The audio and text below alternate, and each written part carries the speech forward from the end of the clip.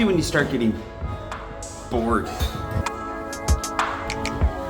with your workouts, running errands, bored with your running route? And I know, bored of training the dog, walking the dog, picking up after the dog. The verb for this, by the way, in French is ramasser. Ramasse, en ramasse. It's one of those words that wasn't really in my regular vocabulary until I got a dog. Mais moi, je ramasse. Sometimes I just get this, this itch. It's like a low, uncomfortable, warm, it's like you're in a room with somebody who's got to keep the temperature just a couple degrees warmer than you want to, and you know that you could probably do something about it, but you're also kind of stuck with it because that situation. It's uncomfortable and lately frustrating. For the gym, I've realized that it's actually really helpful to stop and just talk to people.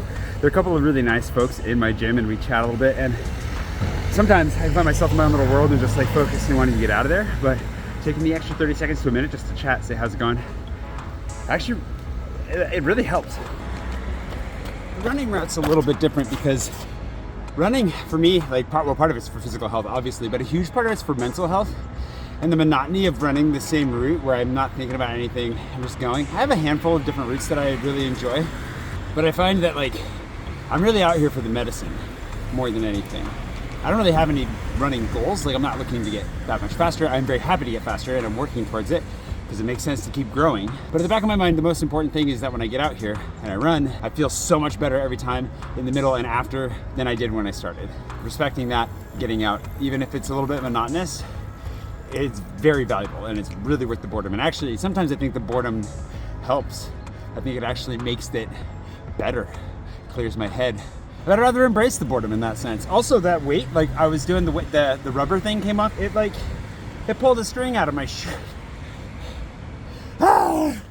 When it comes to walking the dog on the boredom front, one of the things that I used to do, especially when he was little and I had to take him for a walk to train him every morning for 30 minutes, and I'd hand feed him half of his meal. And to be honest, it was rewarding because of the progress he made, but also so boring sometimes. And first thing in the morning, you're just exhausted, and the last thing you want to do is struggle with a puppy dog.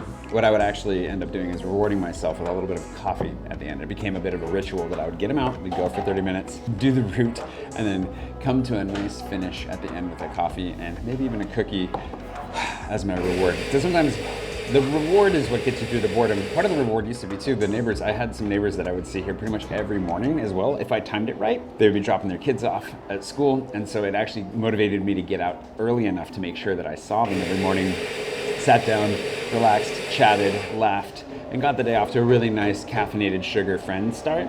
Unfortunately, they moved back to Brooklyn, so it's a little bit lower of a reward to come here with the dog walking, but it's still, sometimes it motivates me on those days when I really, really do not feel like it.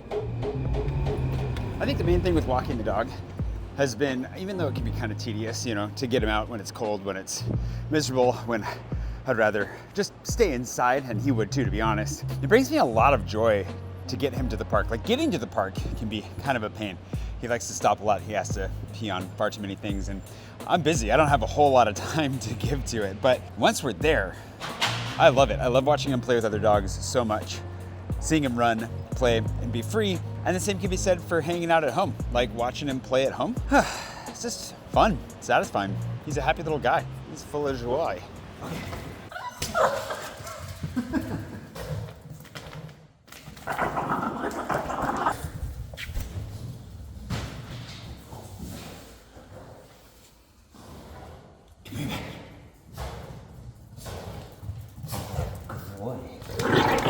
And thanks to today's Patron producer, I might be mispronouncing your name. Thank you for your support, and thanks to all my patrons for their support over the years.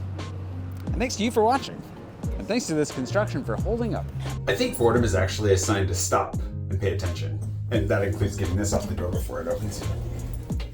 There's a dissatisfaction at the center of being bored, which can be a good thing. I think it can be really helpful. The part that I was gonna say before I realized my camera had turned itself off was that I've been taking a moment the last few days in particular when feeling a bit of the boredom and the itch, as we just put it, and talking to my delightful therapist who's letting me use her balcony right now for this shot, is to take a step back and really actually pay attention to just where I'm at right now.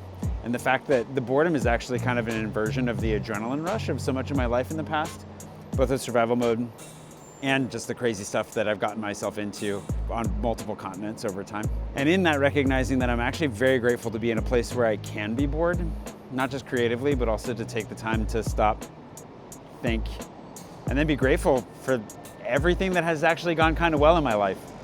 And maybe that's at the root of it too, partially, is struggling to accept the fact that maybe things are gonna be okay, and maybe I deserve them to be okay. Maybe I should just let that be. I hate being bored. Well, I don't hate being bored, I just don't like the way it feels right now. So then the admonition of my therapist, and I think she's right here, is to sit in that discomfort, that frustration, and just let it be for now. She actually said that's where the growth is for me right now, which is cool. One of the more direct directives I think she's ever given me. And that's exactly what I want. Like, the last thing that I really want right now is to find myself in a place where I stop growing, which isn't really a concern, but I feel like the last couple of years have been really good, really hard, a lot to work through, a lot to grow in and through, but that's exactly what I want. And the more that I see, like, oh my gosh, I actually think I am growing, the more that I realize that that's all I really want. And it is uncomfortable, and a lot of times it isn't fun, but this is a different feeling. It feels like something has to change, but I'm not sure exactly what, and whatever it is, I think it has to wait.